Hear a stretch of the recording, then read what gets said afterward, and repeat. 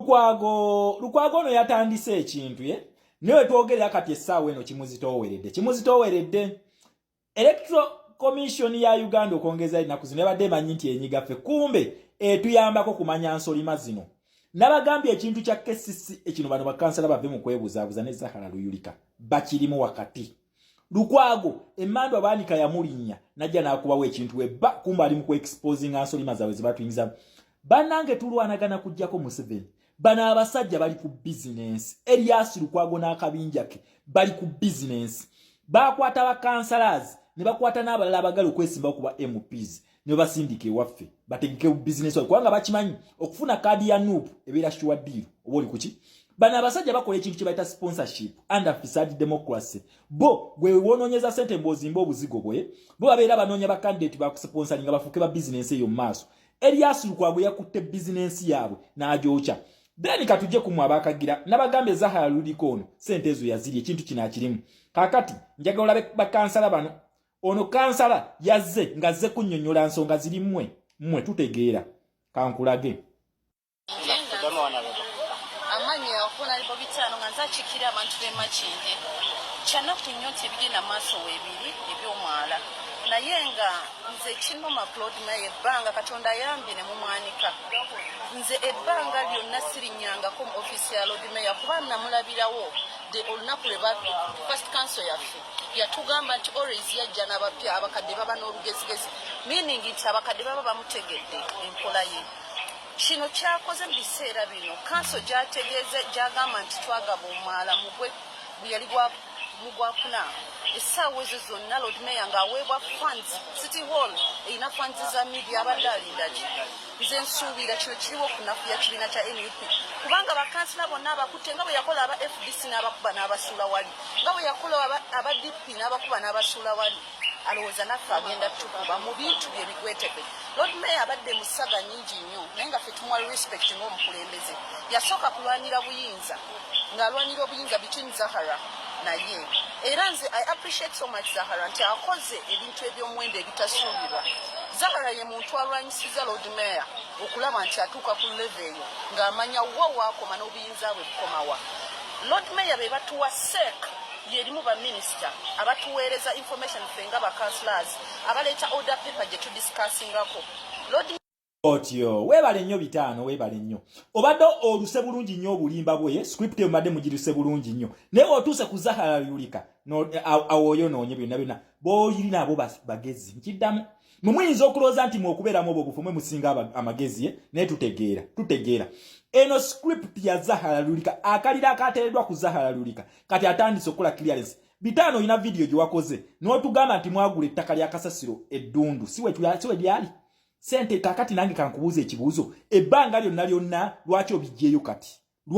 obijjeeyo kati watugambye ne sente ze mwayonona ku mwala gwawa ku mwala gwe Namuŋŋoona siwe kyali biliyoni zigenda mu luka ziri biliyoni zigenda mu nsanvu tobituwanga tobitubuulya lwaki obyogera kati zino nkwezenge zino ze basindika muno muna Uganda kankubuulya ekintu kimu mulaba kati baleese ne Farida Nakabugo kati wano wenjagala mbalagire na Uganda mbadde nga ntambuza ebifaananyi bibiri nga temunnamanya lwaki ntambuza ebifaananyi bibiri nabagamba tuli mu revolution ekwatagana democracy na human rights wolaba injustice ng'ekolebwa ku muntu kikakatako okuvaayo ku injustice kati njagala mbalage lwaki bulijjo mbadde nga ntambuza ekifaananyi kino ekyashamye Malende nono lwaki nasalawo mpagira abantu bano kubanga balinyirirwa ne Shakira Nakato kati njagala nkulage abantu bano lwaki abantu bano basindikibwa busindikibwa Zahara Luyulika yasindikibwa kulwanyisani Shamimo Malende ngasindikibwa Elias Lukwago emando banika yamulinye Elias Lukwago batugamye nti yabadenga n'emivuyo gy'ettaka gyonna yefuula gundi yefuula Jesus naye ng'ate abatula kakiika abana ba Elias Lukwago nabagamba Elias Lukwago yatunze ettaka ly'omu Kampala Ddi Malawu ate ng'amalanga yefuula nti azze ddirwanirira Elias Lukwago ekyo nakibagamba dda kakati njagala nkulage baneeno Zahara Luyulika nkulage ne Nakabugo Farida ngenda babalaga Zahara Luyulika bamuleeta kulwanagana nani ne Shamimo Malende akikoze bulungi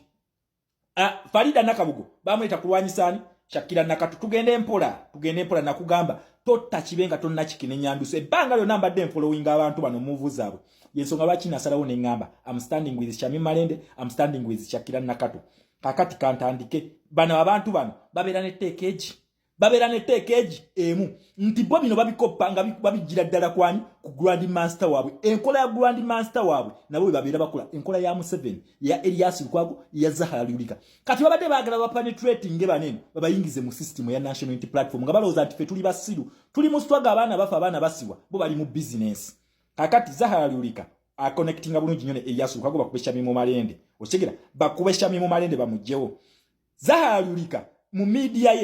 ye abadde akozesani Sauda Madada nga bakozesa tekechi simia campaign Elias Lukwago sije yakoze ku kitebe kya Nupu najja nasoka na waiza secretary general waffe we yamaze n'alumba ekitebe kiramba kakati mwe bakansala temutusiriwaza njagala mukwate nammwe mutuule mwetuule nga be batadde ku list oba mukakasa nti si bituufu mutwale Elias Lukwago mu court defamation mutaase n'ekibiina kyaffe enziro Lukwago gyagisiize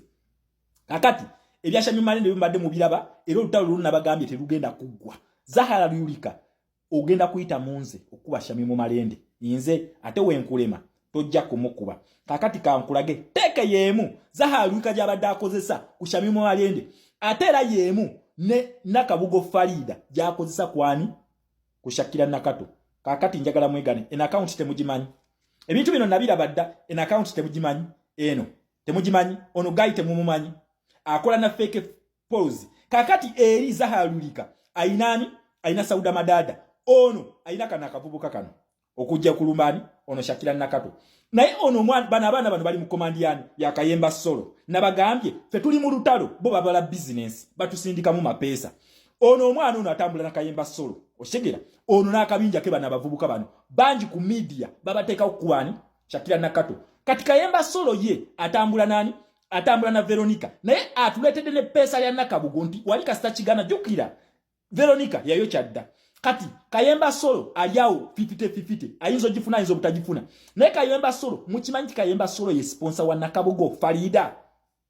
ani atambula ne bana abalenzi bano njagala mugende ku account z'abana abalenzi ono omulenzi uno yakulawo ne polls ezili fake n'akulaga nti Shakira Nakato ayina 10%. Njagala mugende ku video za Shakira Nakato wansi ono omulenzi yavuma Shakira Nakato n'ekibinja kye bani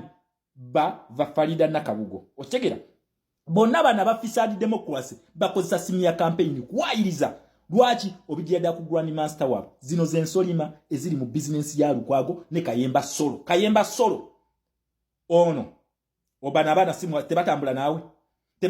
nawe bana abana tebali ku timu ya Nakabugo okulumba ono nabagamba we shall stand with those whose freedom is being stepped on tetugenda bakkiriza kulinya ku muntu inze nina abantu bangi bempagira mu kalulu ako nga ne musiri David kwali ne lwaki nalonda y'abantu bano babiri twabira bantu fisadi is at work Kayemba Solo account zino njagalo zegane nti tozimanyi zegane okitegera ekintu ekyo zegane nti tozimanyi kakati akuletedde ne Farida Nakabugo wano nti oli watafuna Farida akoleki afune zino business za Kayemba Solo Veronica business ya Kayemba Solo nono Nakabugo Farida business ya Kayemba Solo kati benyini bebavuddeyo baje ba defendingani Zahara Luhirika business ya Elias Lukwago mwe tubalaba National Unity Platform waliwo kadi ezimu ze tugenda okugana okuwagira fe tetugenda kuziwagira buli muntu alabikiddwako wano mu gundi wano mu kanso mweno saga before anything wetubanga tetunalidinga kintu kino kufuna full conclusion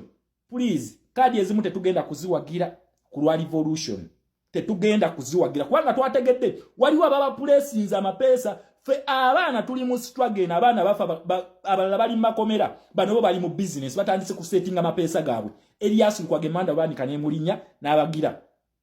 sebo Kayemba Solo nzija